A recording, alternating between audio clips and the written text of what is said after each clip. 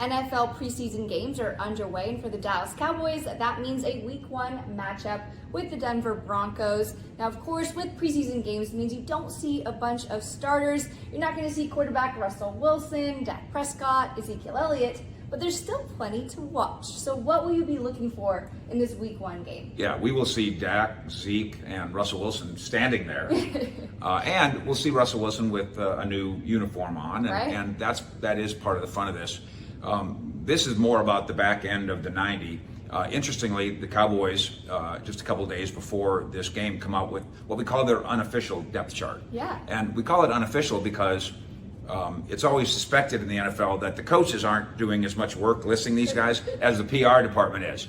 But nevertheless, it comes from the team, it's a depth chart, and it's new. In the Cowboys case, there's this bundle of guys at wide receiver, as our Tim Ham wrote the other day, he wrote about the idea of Dennis Houston getting cut or starting, either way, the undrafted rookie free agent. And so wide receiver is a pinpoint place to look at that depth chart, and then defensive end, where Tank Lawrence is one guy. They penciled in Dorrance Armstrong as the other starting defensive end, but Sam Williams, the rookie, can be here with a bullet. And then Dante Fowler, the former Falcon working under Dan Quinn, he's in play too. So those are the two jump out positions where the depth chart and Saturday night at Denver might start meshing together. Yeah, I love that. Let's continue to talk about the Dallas defense, year 2 under defensive coordinator Dan Quinn.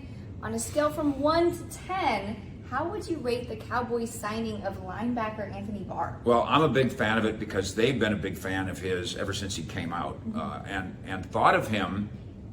And I went back and looked at some of my visits with the Cowboys people on him, and the description of him is very similar to the description that we now have of Micah Parsons. Wow. That he can play long, that he can cover running backs, that he can rush the passer. And of course, Anthony Barr then, for the next almost decade or so, did all of those things in Minnesota. This is a steal of a signing. This is a $10 million player that the Cowboys signed for $2 million. Now, he's not penciled in as a starter yet. Leighton Vander Esch is the starting middle linebacker, and the other starting linebacker, of course, is Micah, and Anthony Barr is listed on the depth chart as being behind him. But by the time Dan Quinn gets all these chess pieces and moves them around, and you can throw Jerron Kearse into this too, who's a safety who can play defensive end. This versatility everywhere. It's huge. And a lot of times teams will talk about position flex, where they mean this guard can also play tackle. And that's good. But that doesn't upset the apple cart of the other team's game plan if a backup guard can play tackle. This is different. These are linebackers who can play defensive ends. These are linebackers who can play safety. These are safeties who can rush the passer. These are chess pieces that are unique, and Dan Quinn's going to have some fun with them. So, Mike, you've spent a lot of time in Oxnard, California. And so did you. Yes, I did. And now you're heading to Denver for the first preseason game. As you look at the roster and all of these positional competitions, who has stood out as somebody who has, quote-unquote, won training camp? Because Dennis Houston, the wide receiver, came from nowhere, he's on this list. Because Cavante Turpin came from not nowhere, but the USFL. And we're penciling him in now as he's going to return punts and maybe kicks, and they're trying to figure him out as a weapon on offense. So he's an interesting surprise here. The Will Grier versus Cooper Rush thing. And we're sitting here at the Star talking about this. In that backyard a couple months ago, that was not the plan. It was Cooper Rush's job. 100%. Well, 99. And Will Grier was not was not favored by very many people in this building. His training camp has changed that to some degree.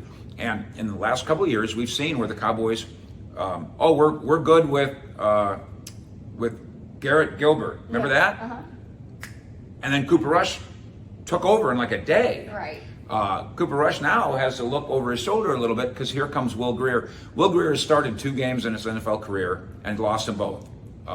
Cooper Rush has his big start at Minnesota on his resume and in his pocket and probably up on the mantle somewhere. But that really, I don't think, should be a major factor going forward. Somebody should come win this battle now, and that starts in Denver. There has been a lot of talk like the sky is falling when everyone looks at the wide receiver position for the Dallas Cowboys. Now, as you look at the roster, would you say that is the position that Cowboys fans should be concerned about, or is there somewhere else on the roster that you're like, no, that's it, circle? Well, one of the problems at wide receiver is we've seen year after year after year, and this isn't just the Cowboys, but there was a wide receiver here, and I don't mean to pick on him, but his name's Lance Lenore. He's in the USFL now. And he typified what happens to Cowboys receivers every summer, where they have a good spring, they have a good summer, and then the preseason games start. And all of a sudden you're going, I don't think he can play. And so the excitement in early August is often tempered by what actually happens when we get on the field. At the same time, your sky is falling point, Bree, is a great one. If you are a Cowboy fan that looks at things in general as glass is half empty, or you're saying it's been a quarter of a century since we have won a Super Bowl, I've earned my skepticism, that's fine. But I am seeing people look at the kicking situation, where the Cowboys just cut Jonathan Garibay, the Texas Tech rookie, and brought back Brett Maher, who'd been here in 2018 when he was good, and 2019 when he wasn't. And the sky is falling. People are saying, see, that's typical. That's a microscopic look, a microcosmic look at what's wrong with the Cowboys. No, it's not. It's just one position. Yeah. And there's nothing that stops Brett Maher from coming here and being great. Nothing. There's nothing that stops Liram Hajura from fixing the things that haven't been great in the last couple weeks. Did you write that on your hand, how to pronounce that, or did you just cut them? I've mispronounced it so many ways that one of these days I'm going to hit it. I love it. That, because somebody had a bad day yesterday does not mean they're going to have a bad day tomorrow. Although I don't blame Cowboy fans for your cynicism and your skepticism. I don't think it's very fun to live life as a football fan that way, but it's your life. Micah Parsons has talked about how he feels like this team is in a much better situation this time this year than they were this time last year. Now, of course, for him, last year was his rookie season. I'm sure he was dealing with all sorts of things, trying to figure out where to put his pads, find a place to live, figure out all of those things. But do you feel like the Dallas Cowboys are in a better situation currently than they were a year ago? Micah's wrong about the roster, but he's right about the Micah. He's in a better position. And he said last year... Which is a scary thought. Yeah, absolutely right. He said last year during regular season games, sometimes I was just guessing.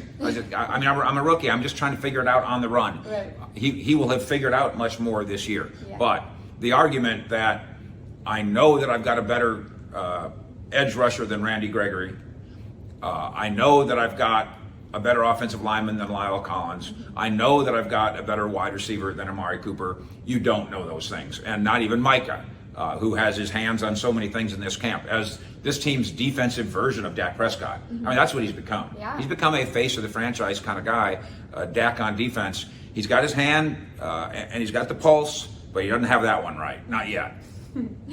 As you look at the rookies, the veterans, everybody in between, and maybe try to figure out some of the surprises that we've seen this offseason and preseason, are there any whispers you're hearing? You know, they're doing a good job, I think, developing run-stopping defensive tackles. And the reason that it's whispery is because who notices that? Who notices the guy who, practicing against air, because there's no scrimmage here, you're practicing against air, how do you even know the guy's doing a good job? But the coaches feel like, in particular, Neville Gallimore, who put on 15 pounds of everything, and doesn't seem to have lost his quickness. He's got a little three technique ability in him, that is to get up the field, but he's also a wide body. The second year guy, Bohannon, is a wide body. And now here comes the rookie Ridgeway from Arkansas, a gigantic and wide body. I think it's possible all three of those guys make the team, and if those guys can do against air what they're and do it against real opponents, then the Dallas run defense should be substantially better, and needs to be. And then, Bree, the other whisper, of course, is what are we going to do at kicker? And so Brett Maher is back now. And it's not really a whisper when McClay says, "Hey, we're bringing in some new guys." Right. In fact, McClay said we're bringing in the four guys, the personnel boss, and a couple of days before, McCarthy, the head coach, said, one of these two guys needs to grab the rope. And the original plan on this thing was they were going to go through this week and go to Denver and kick in Denver with the two guys. And they were so disillusioned, frankly, by how Garibay from Texas Tech was struggling that they finally said that rope that we've been telling you to grab, we're cutting off the rope. And that's the end of that.